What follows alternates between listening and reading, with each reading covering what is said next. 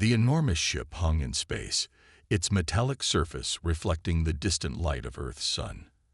Admiral Cross stood on the command deck, looking at the blue planet displayed on the main screen. His thin lips curved into what passed for a smile among his kind. "So this is the planet Earth," he said. His voice was flat and cold. "It looks small and weak." The scout officer nodded. "Yes, Admiral. Our reports show the humans are far behind us in technology. They have only just begun space travel beyond their own moon. They still fight among themselves over land and resources." Admiral Cross had conquered 17 planets for the Galactic Empire. Earth would be his 18th.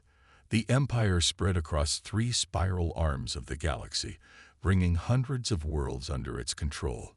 Some joined willingly, seeing the benefits of Imperial rule. Others needed to be shown the error of resisting. "Prepare a small fleet," ordered Cross. "We won't need much to take this world. 5 battle cruisers should be enough." His second-in-command, Officer Trell, looked concerned. "Sir, our standard procedure is to send at least 15 ships for a planet of this size." Cross waved his hand dismissively. "Don't waste resources. These humans have nothing that can challenge even one of our ships. I want this conquest done quickly and cheaply. The Emperor grows tired of long campaigns." "As you command, Admiral," said Trell, bowing slightly before leaving to carry out the orders. Cross continued studying the planet. Intelligence reports showed humans were divided into many nations, with different languages and cultures. They had nuclear weapons but had barely used them. Their space technology was primitive. It would be an easy victory, another jewel for the Empire's crown. On Earth, Dr. Thomas Reed was working late at the Global Space Defense Initiative headquarters. As the head scientist for the secret international agency, he had been tracking unusual signals from the edge of the solar system for weeks. Tonight, those signals had changed. "They're moving," he said, pointing at the monitor. His assistant, Maria, looked over his shoulder. "Moving where?" she asked. "Toward us," Thomas replied. "And fast. Whatever they are, they'll reach Earth orbit in less than 2 days." Maria's face showed worry. "Should we alert the Security Council?" Thomas nodded. "Call Director Wilson immediately. Tell him Code Prometheus is active." Within hours, leaders from every major nation were gathered in an emergency virtual meeting. Though they often disagreed on Earth's problems, the potential threat from space united them in ways nothing else could. "Ladies and gentlemen," began Director Wilson, his face grim on screens around the world, "we have confirmed the presence of 5 large spacecraft approaching Earth. They are not from any Earth nation. We are facing first contact with an alien civilization." The Chinese president spoke first. "Are they hostile?" "We don't know," answered Wilson. "But they haven't responded to any of our attempts at communication, and they're moving fast, in formation. That suggests military." The Russian leader leaned forward. "What defenses do we have against such technology?" Director Wilson looked to Thomas, who cleared his throat before speaking to the world's leadership. "We've been preparing for this possibility," he said. "Project Aurora has developed weapons based on theoretical alien technology. They're untested against actual alien ships, but they're the best we have." "How many of these weapons do we have?" asked the American president. Thomas hesitated. 12 prototypes spread across secure bases worldwide. The room fell silent as the implications sank in. 12 experimental weapons against 5 advanced alien ships. "We need more than weapons," said the Indian Prime Minister. "We need a strategy." 2 days later, the 5 Imperial battle cruisers entered Earth orbit. Each one was the size of a small city, bristling with weapons that could reduce continents to ash. "Scan complete," Admiral, reported an officer. "The humans have detected us. They are moving military assets, but nothing that poses a threat." Admiral Cross nodded. "Send the standard Imperial greeting. Offer them the chance to surrender and join the Empire peacefully." The message was broadcast in all Earth languages. Submit to Imperial rule or face destruction. On Earth, The response was immediate. Rather than panic or surrender, humanity prepared to fight. In a historic moment, the United Nations unanimously voted to present a united front. "We will not surrender our world," was the simple reply sent back to the alien fleet. Admiral Cross was surprised but not concerned. They choose the hard way. Begin the first phase of conquest. Target their largest military installations as a demonstration. The Imperial ships positioned themselves over key points around the globe. Their weapons systems powered up, ready to rain destruction on the humans below. But Earth was not as helpless as it appeared. As the Imperial ships prepared to fire, 12 hidden bases around the world activated Project Aurora. Strange energy beams shot upward from Earth's surface, connecting with the alien ships in blinding flashes of light. On the command deck of his flagship, Admiral Cross was thrown to the floor as the ship shuddered violently. "What is happening?" he demanded, pulling himself up. Officer Trell looked stunned. "Sir, they've somehow disrupted our shield systems. 2 of our ships report critical damage to their weapon arrays." "Impossible," Cross shouted. "Their technology is primitive." Another officer called out, "Sir, we're detecting hundreds of small craft launching from the planet's surface." Earth's combined air forces were rising to meet the invaders. Fighter jets that should have been useless against Imperial technology were somehow penetrating the damaged shields, launching missiles that actually caused damage. Admiral Cross watched in disbelief as one of his battle cruisers listed to the side, smoke pouring from multiple hull breaches. "How are they doing this?" he demanded. The science officer looked up from his station. "Sir, they appear to have developed technology specifically designed to counter our systems.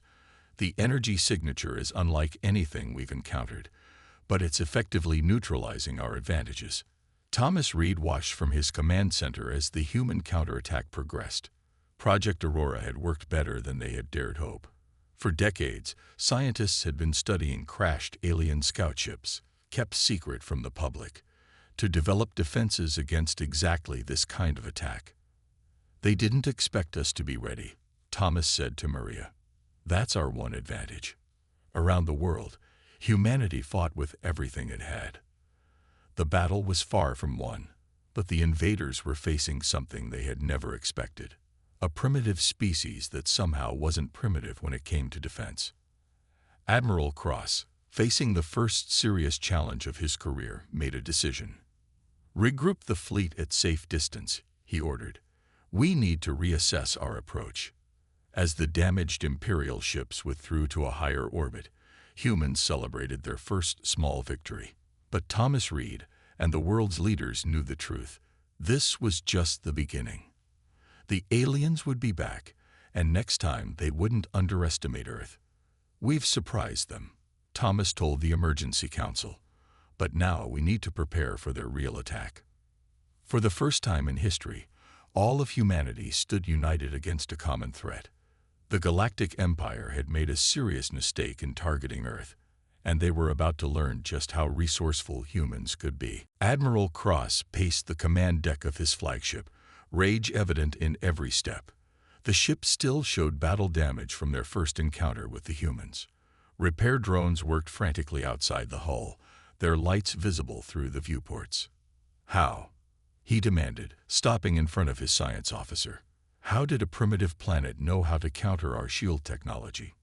The science officer, Mira, looked nervous. "Sir, we believe they may have captured and studied one of our scout ships.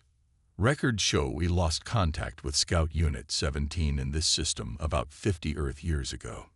Cross slammed his fist on a nearby console. "And this information wasn't in the briefing. Someone will pay for this failure." Officer Trell approached cautiously. "Admiral, the Emperor has sent a message. He demands to know why a simple conquest has turned into a humiliation." Cross's face darkened. "Tell him we underestimated the humans, but we will not make that mistake again. Request reinforcements. 20 battleships at minimum." 20 ships? Trell looked shocked. "For one primitive world. These humans," Cross said through gritted teeth, "are not as primitive as we thought." On Earth, Major Robert Hayes watched the alien ships through high-powered binoculars. They had retreated to a higher orbit, but remained visible as moving stars against the night sky. As the military commander of the Global Defense Forces North American Division, he had the best view from his mountain outpost in Colorado. "They'll be back," he said to no one in particular, and with friends. His second-in-command, Captain Lisa Chen, nodded beside him. "The question is, how long do we have to prepare?" Robert lowered his binoculars. "Dr. Reed estimates 2 weeks for them to bring reinforcements. We need to be ready." The past 3 days had been a whirlwind of activity across the planet. Ancient enemies now worked together, sharing military resources and technology. Scientists from rival nations collaborated openly, studying the damaged alien ship that had crashed in the South Pacific. In his underground laboratory, Thomas Reed hadn't slept in days. The crashed Imperial ship was a goldmine of information. Teams of engineers were already reverse engineering the alien technology, finding ways to adapt it to Earth weapons. "Their power systems are based on principles we've theorized but never mastered," Thomas explained to a group of international scientists. "But we can modify our existing systems to mimic their approach." Maria handed him a tablet showing the latest test results. "The prototype shields are holding up to our strongest weapons, if we can mass-produce these in time." Thomas nodded. "That's the challenge. We need to arm every major city and military base within 2 weeks." Across the globe, factories were converted to produce the new defense systems. Soldiers trained with newly designed weapons. Civilians built shelters and stockpiled supplies.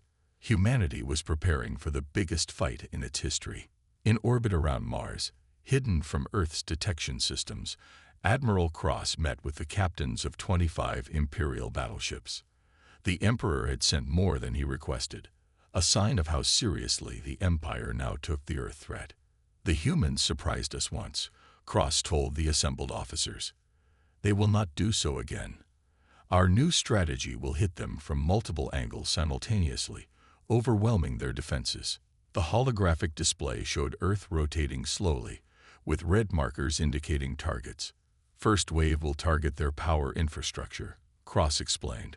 "Second wave hits their command centers. Third wave targets their weapon emplacements. By the time the fourth wave lands ground troops, they should be in chaos." Captain Dren, a veteran of many conquests, raised a concern. "Admiral, if they have shield technology, our standard bombardment may not be effective." Cross smiled coldly. "We've analyzed their shields from our first encounter. They're using an adapted version of our older shield systems. Our current weapons are designed to penetrate those." The assembled officers nodded in approval. The Empire's technological advantage would be restored.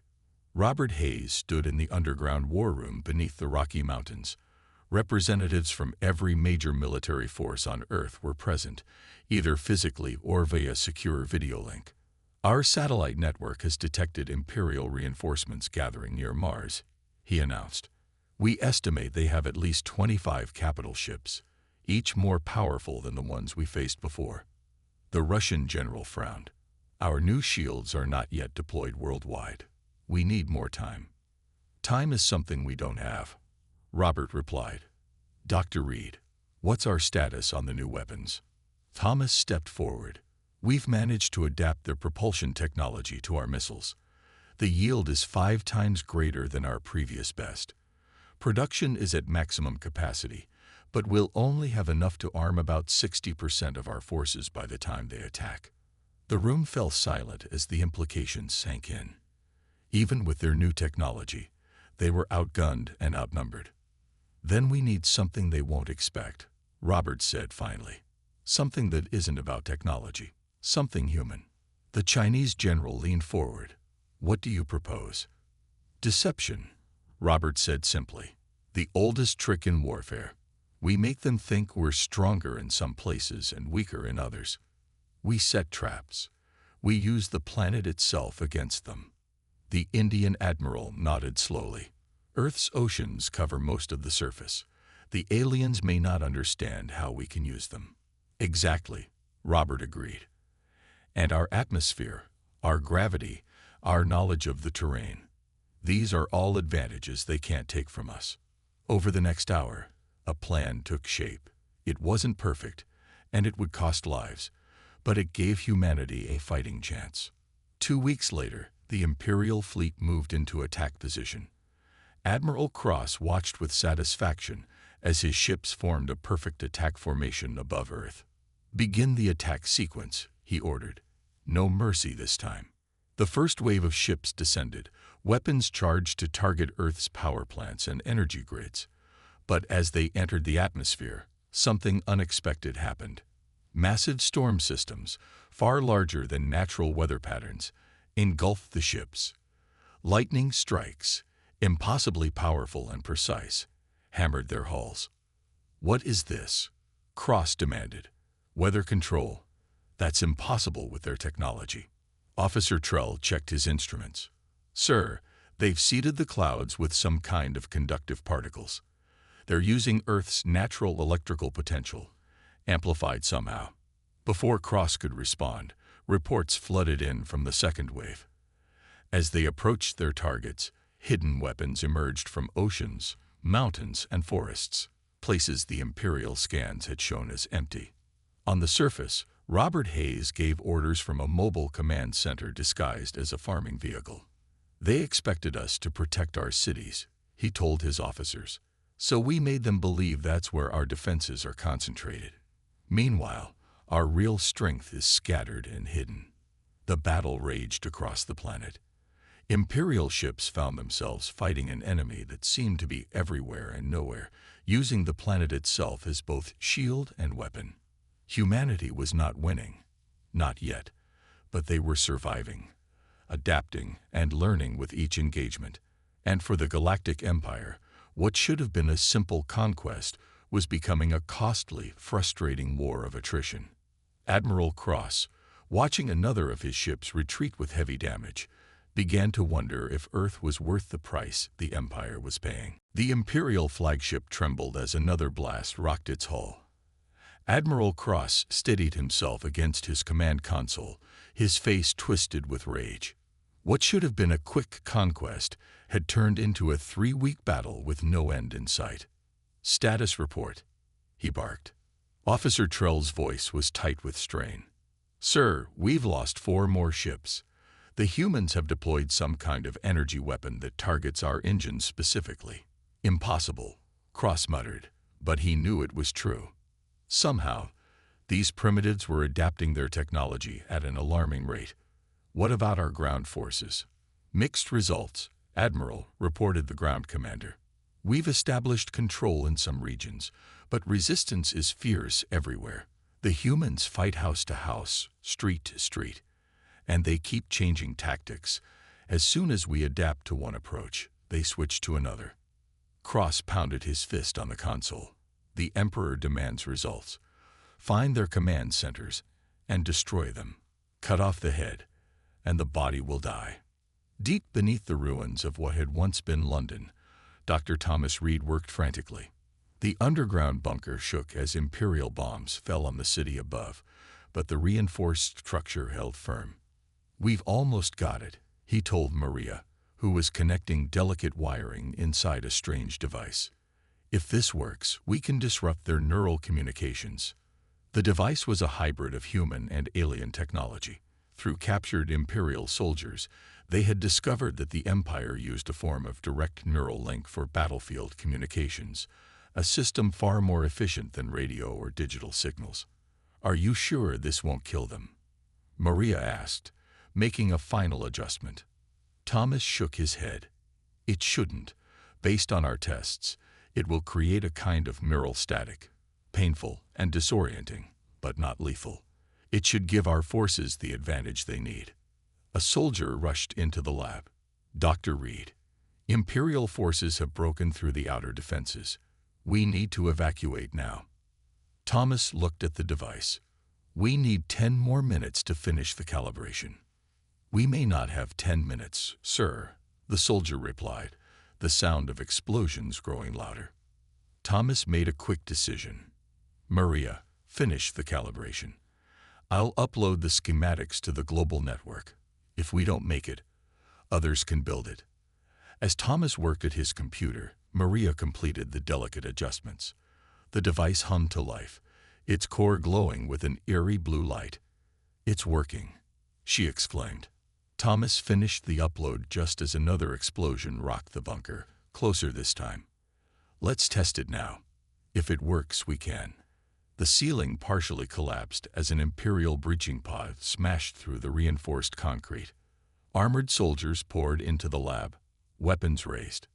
"Don't move, humans," the lead soldier commanded. Thomas and Maria raised their hands slowly, but Thomas managed to press the activation button with his elbow as he did so. The effect was immediate.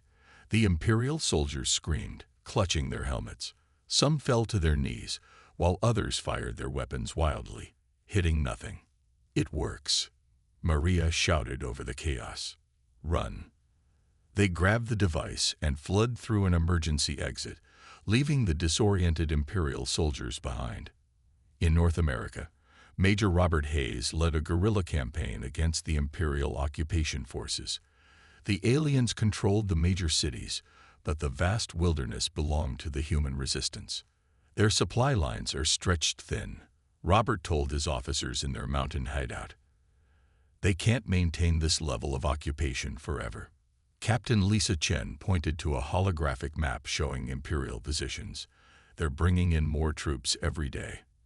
And they've started using civilian hostages to prevent attacks." Robert's face hardened. "Then we need to hit them where they don't expect it, in orbit. Dr. Reed's new device is being replicated worldwide. If we can get it into space." "How?" asked one of the officers. "We can't launch rockets without them being shot down immediately." "Not rockets," Robert said with a grim smile. "Submarines." The plan was audacious. Modified nuclear submarines would carry special missiles designed to reach orbit from underwater launch positions. The missiles would deploy thousands of tiny drones, each carrying a miniature version of Thomas's neural disruptor. "We'll need a distraction," Lisa pointed out. "Something big enough to draw their attention away from the oceans." Robert nodded. "That's why every resistance group around the world will launch a coordinated attack at exactly the same time. It won't be enough to win, but it will keep their eyes off the water." Admiral Cross stood before the holographic image of the Emperor, trying to hide his nervousness. "The conquest progresses, Your Eminence," he reported. "We control 60% of their population centers." The Emperor's expression was cold. "Yet after a month, you still face resistance. This small planet has cost us 9 battleships and thousands of troops. The Council questions the value of this conquest." Admiral Cross swallowed hard. "Earth has unexpected resources, Your Eminence.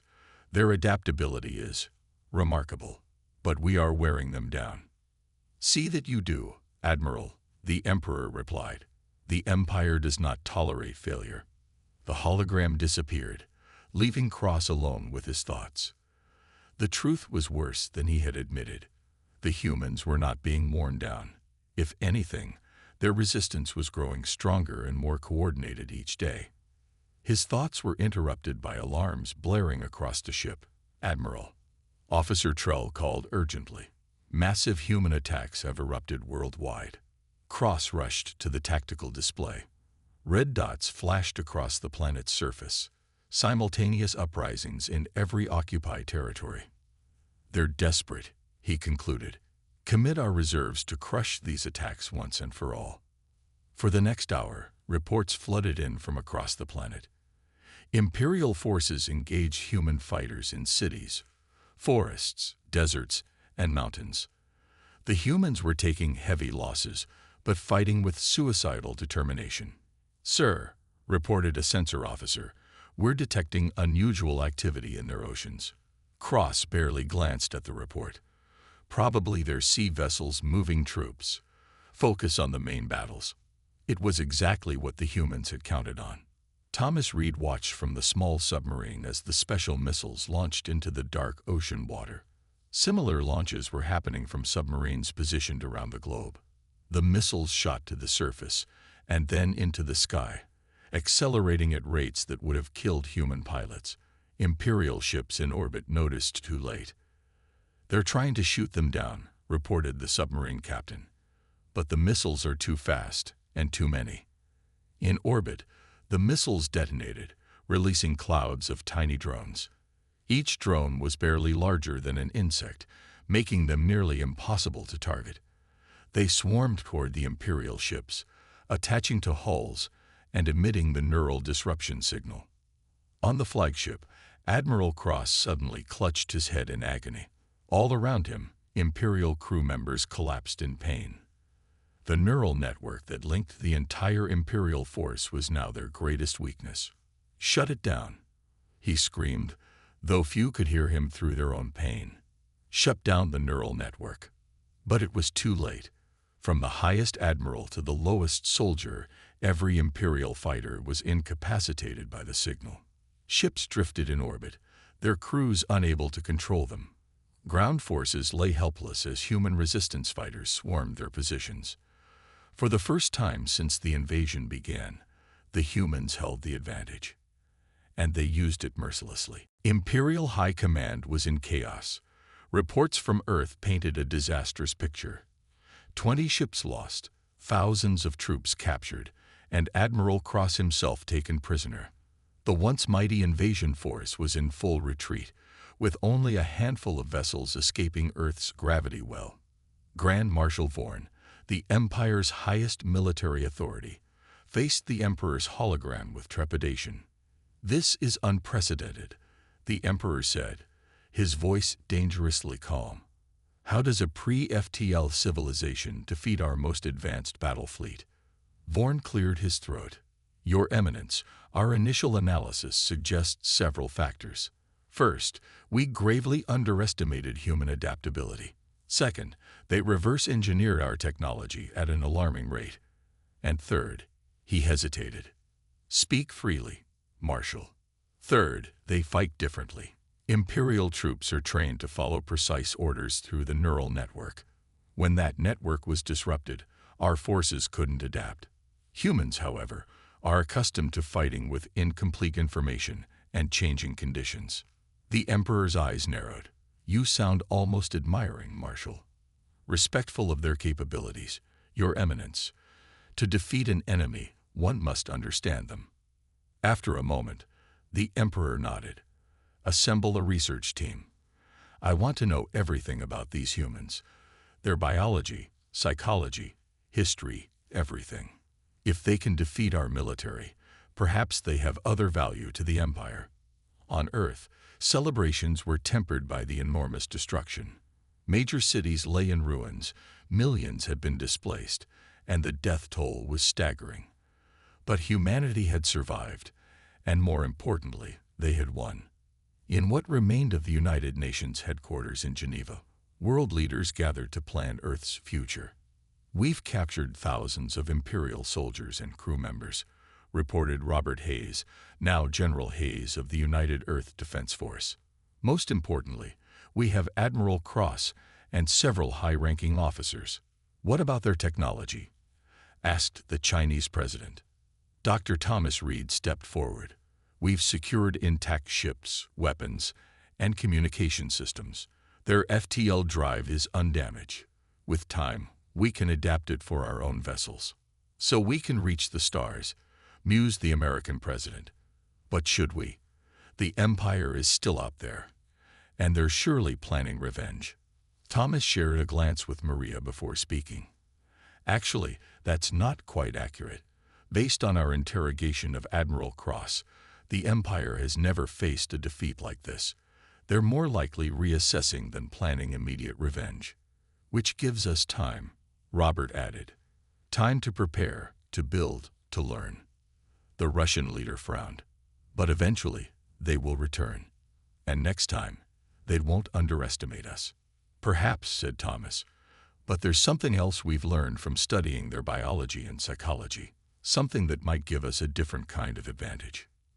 In the laboratory beneath the ruins of London, now rebuilt as the Central Research Facility, Thomas Reed studied the brain scans of their Imperial prisoners. Maria worked at a terminal nearby, comparing the alien neural patterns to human ones. "It's remarkable," Thomas said. "Their brains are physically similar to ours in structure, but the neural pathways are incredibly rigid." Maria nodded. "Their entire society is built on conformity and hierarchy. Their biology reflects that, or perhaps caused it. They literally can't think outside the box the way humans naturally do. And that's why they couldn't adapt to our tactics," Thomas concluded. "Their neural network works perfectly when everything goes according to plan. But when faced with the unexpected, they fall apart," Maria finished. The door opened, and General Hayes entered with a small group that included Admiral Cross, under heavy guard. The Imperial officer looked diminished without his uniform, but his eyes still burned with pride. "Admiral," Thomas greeted him. "Thank you for agreeing to this meeting." Cross glared. "I was not given a choice." "Actually, you were," Robert corrected. "We don't force prisoners to cooperate, unlike the Empire, from what we've learned." This seemed to confuse Cross. "Why would you give an enemy commander choices?" "Because that's what humans do," Thomas explained. "We value individual thought and decision-making. It's the source of our adaptability, the quality that defeated your forces." Cross was silent for a moment. "What do you want from me?" Thomas gestured to the brain scans on the large display. "We want to understand. Your people and ours are not so different biologically, yet our societies couldn't be more opposite. The Empire values order and control. Earth values freedom and innovation." "Chaos, you mean?" Cross snorted. "Your planet had hundreds of nations fighting each other when we arrived." "Yes," Robert acknowledged. "And yet we united against a common threat. That's another human quality, cooperation in the face of danger." Maria stepped forward. "Admiral, we've studied your neural network technology. It's brilliant for coordination, but it suppresses individual thought. Was it always this way in the Empire?" Something flickered in Cross's eyes. "Uncertainty, perhaps. I don't know. The historical records don't speak of a time before the network." "Would you like to try something?" Thomas asked carefully. "A temporary neural relaxation. It won't harm you, but it might let you experience thought patterns more similar to ours." Cross looked suspicious. "Why would I agree to this?" "Curiosity," Thomas suggested. "Isn't that valued in the Empire, understanding your enemy?" After a long moment, Cross nodded once. An hour later, Cross sat in stunned silence, the neural relaxation treatment complete. The rigid patterns of his thought had been temporarily loosened, allowing new neural connections to form. "Are you all right, Admiral?" Thomas asked gently. Cross looked up, his eyes wide with wonder and confusion. "I see things differently. So many possibilities I never considered. Is this how humans always think?" Robert nodded. "More or less. We call it creativity, imagination, innovation. It's natural to us." "The Empire," Cross began, then stopped, struggling with concepts that had never occurred to him before. "The Empire fears this kind of thinking. It's unpredictable, uncontrollable. But powerful," Maria added. "Powerful enough to defeat your invasion." Cross looked at each of them in turn. "You could kill me. Kill all your prisoners. Take our technology and attack the Empire while it's confused. Why don't you?" It was a genuine question. The concept of mercy toward enemies was as foreign to him as free thinking had been moments ago. "Because we're human," Robert said simply. "We can be violent and vengeful, yes, but we can also choose compassion and cooperation when it serves a greater purpose." Thomas leaned forward. "Admiral, what if there was another way? What if Earth and the Empire could learn from each other instead of fighting? Your order and stability, our creativity and freedom." For the first time since his capture, Admiral Cross showed something other than contempt or pride. He showed interest. "The Emperor would never agree," he said, but his tone lacked conviction. The Emperor hasn't experienced what you just did, Maria pointed out. But you could show him, couldn't you? A seed was planted, a dangerous, revolutionary idea that would change the course of two civilizations, and it began with one Imperial admiral experiencing, for the first time, the human factor. 6 months had passed since Earth's victory over the Imperial invasion force. In that time, humanity had made extraordinary progress. Using captured alien technology, they had built their first true spaceship with faster-than-light capabilities. Named Unity, it represented the combined efforts of every nation on Earth. On the bridge of this historic vessel stood General Robert Hayes, Dr. Thomas Reed, and Maria Chen, now Dr. Chen, head of xenobiology. Beside them, looking uncomfortable but resolute, was Admiral Cross. "Are you sure about this?" Robert asked the Imperial officer. "Once we reach Imperial space, you'll be considered a traitor." Cross's expression was calm, calmer than it had ever been before the neural treatments. "I'm sure. The Empire needs to change. I've seen another way now." The Admiral had spent months working with Earth scientists, experiencing regular neural relaxation treatments. With each session, his thinking became more flexible, more creative, more human, and he wasn't alone. Many of the Imperial prisoners had volunteered for the same treatments, with similar results. "Final checks complete," announced the captain. "FTL drive is ready." Robert nodded. "Take us to the coordinates Admiral Cross provided." The stars blurred as Unity made its first jump into faster-than-light travel, carrying humanity's representatives to the heart of the Galactic Empire. The Imperial capital was a massive space station orbiting a red giant star. Its gleaming spires and towers housed billions of beings from hundreds of conquered worlds. At its center stood the Imperial Palace, where the Emperor awaited the strange delegation from Earth. The Emperor's advisors were divided on how to respond to the humans' request for an audience. "It's clearly a trap," insisted Grand Marshal Vorn. "They seek revenge for our attempted conquest." "Then why come with only one ship?" countered Councillor Lat, head of Imperial Science. "Our scans show their vessel is impressive but lightly armed. And why would Admiral Cross cooperate with them if they meant harm?" The Emperor raised a hand, silencing the debate. "We will meet these humans. Their defeat of our forces has earned them that much, but security will be at maximum." When the human delegation entered the grand audience chamber, Imperial guards surrounded them. Thomas found himself staring at alien architecture that seemed both beautiful and oppressive, everything designed with perfect symmetry and order. The Emperor sat on a floating throne at the chamber center. His species was the same as Cross's, but his robes and cybernetic enhancements marked him as different, elevated. "Humans of Earth," the Emperor's voice echoed. "You have requested this audience after defeating my invasion force. Speak your purpose." Robert stepped forward. "Emperor of the Galactic Empire, we come not for war but understanding. We defended our world, yes, but now we seek something greater than victory." "And what would that be?" the Emperor asked, his tone making it clear he expected demands for reparations or surrender terms. "Partnership," Robert replied simply. "Earth and the Empire have much to offer each other." Murmurs spread through the Imperial court. The Emperor's eyes narrowed. "Admiral Cross," he called. "Step forward." Cross moved to stand beside the humans. "My Emperor, I ask that you listen to what these humans propose.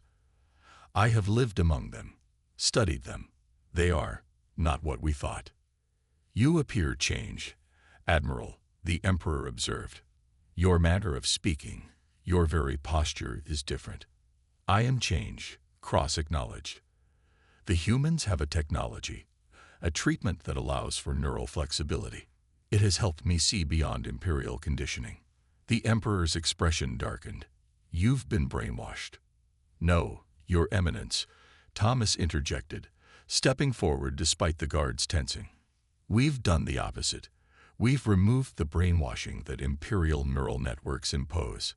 Before the Emperor could respond, Maria activated a holographic display showing comparative brain scans. "This is an Imperial brain under normal conditions," she explained, pointing to the rigid neural pathways. "And this is the same brain after our treatment. The natural connections that were suppressed are simply restored." The Emperor studied the images, his expression unreadable. "And what benefit does this treatment provide?" "Creativity," Cross answered. "Innovation. The ability to solve problems in new ways. The qualities that allowed humans to defeat us." A tense silence filled the chamber. Then Thomas spoke again. "Your Eminence, may I propose a demonstration? Allow us to administer the treatment to a volunteer from your court. You can observe the results yourself." The Emperor considered this. Finally, he nodded toward one of his advisors. "Counselor Lat will volunteer. He has always been curious about new scientific discoveries." Counselor Lat looked nervous but stepped forward. Under careful supervision, Maria administered the neural relaxation treatment. The court watched in tense silence as the Imperial scientist sat with closed eyes, the gentle hum of Earth technology surrounding him.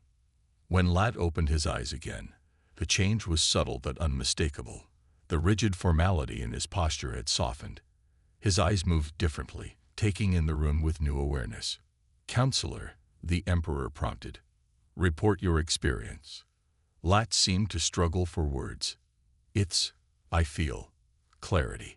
Questions I never thought to ask are suddenly obvious. Solutions to problems we've struggled with for centuries seem clear now." He turned to the Emperor with an expression of wonder. "Your Eminence, this technology could transform the Empire." 3 days of intense negotiations followed. The Imperial Council was divided, with many fearing the implications of neural flexibility spreading throughout their rigid society. But others, including the Emperor himself, saw the potential. On the final day, the Emperor made his decision. "The Empire has conquered worlds through force for millennia," he announced to the assembled court and human delegation. "But never have we encountered a species that defeated us through superior thinking, rather than superior technology or numbers." He rose from his throne, an unprecedented gesture that sent ripples of shock through the court. "Today marks a new chapter in Imperial history. Earth will not be conquered. Instead, it will join the Empire as an equal partner, the first world ever to do so. Their neural technology will be studied and adapted for voluntary use throughout Imperial space, and a human delegation will join the Imperial Council to provide their unique perspective." Robert, Thomas, and Maria exchanged glances of amazement. They had hoped for peace, perhaps a treaty. This was far more than they had dared imagine. After the ceremony, Admiral Cross approached them in a quiet corridor. "You've changed the course of galactic history," he said.